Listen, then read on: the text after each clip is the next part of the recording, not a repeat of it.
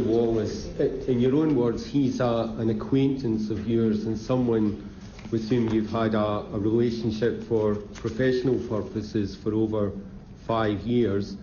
He was a personal friend of Assistant Commissioner Yates, and Mr Fedortio says that you and Mr Yates were both consulted on letting the contract at the Met to Mr Wallace.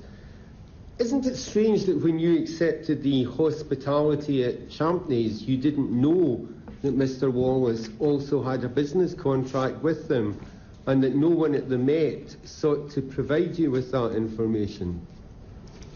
Well, firstly, I'm completely baffled as to how anyone in the Met would have that information, that he had a relationship with Champneys. Well, just in pure business terms, let's forget about what happened to Mr Wallace subsequently. In pure business terms, the Commissioner of Police is having free hospitality at this establishment. There is a business connection between the Metropolitan Police and Mr Wallace, and Mr Wallace also has a clear business connection with Champneys. Isn't it strange? I mean, I think you said in your resignation statement that you're dependent to a great extent on others providing the right information and assurances.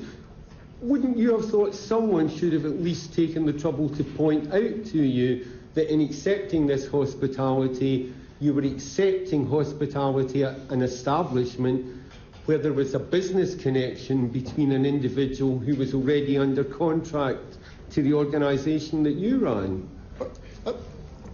The only way we'd know that is if Mr Wallace declared it to someone. I know of no one who knew that Mr Wallace was actually connected with Champneys. Absolutely no one. Did you ask anyone at the Met before you accepted the hospitality if there was anything you should know? About Mr Wallace and Champneys? No.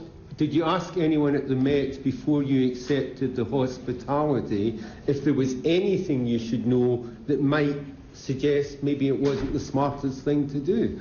Well, absolutely not, and I don't agree with you about not the smartest thing to do. Could I remind you, sir, that I was recovering from a serious injury and a serious illness. I was wheelchair-bound and in pain, and my intention was to come back to work as soon as possible. Sir Paul, Sir Paul, I'm using that term in the fact that there was a connection between Mr Wallace and the place where you had your hospitality. He had a business connection with that establishment, and he was also being employed by your organisation. That's the point I'm making. I'm not asking you to justify whether or not you went there to recuperate. I'm asking whether or not it's appropriate to have accepted hospitality at an establishment where Mr Wallace had a business connection while he was also under contract to your organisation. In normal circumstances, is that not the sort of thing you would expect your senior officers to know? No, it would not, because we'd have to go into it. Even if one of them was a personal friend? Mr McCabe, we would have to...